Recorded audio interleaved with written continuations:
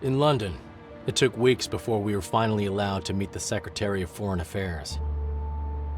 Although we all wanted to talk, the British only invited Joachim to the meeting.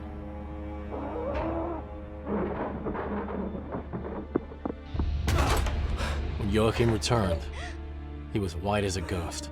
He told us that they knew about everything, but could do nothing.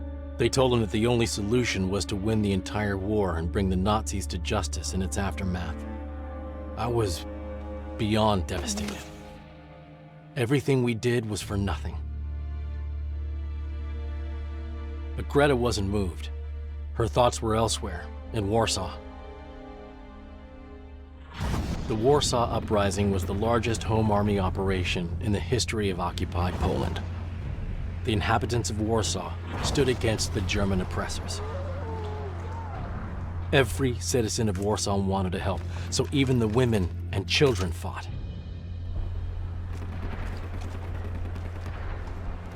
What they lacked in experience, they made up for with courage and hope. Besides, just like in the Paris Uprising, the Poles had hoped that the Allies would come to help them. And they believed that the approaching Red Army would join the fight as well. But the slaughter of countless Poles was in the Soviets' favor. Thanks to this, their own invasion and occupation would be less problematic. Fortunately, within the Red Army, there were those for whom the fate of the Polish insurgents could not be ignored. The Berling's army was an armed force created mainly from Polish prisoners who were previously deported to Siberia. For these people, fighting alongside the Soviets was their only hope of seeing their homeland again. Berling's soldiers managed to convince their superiors to let them join the uprising. For Stalin, they were nothing more than cannon fodder anyway.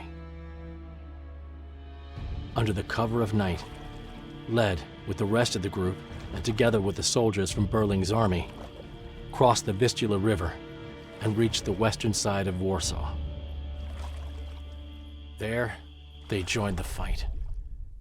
A battle which, despite their hopes, had no chance of victory.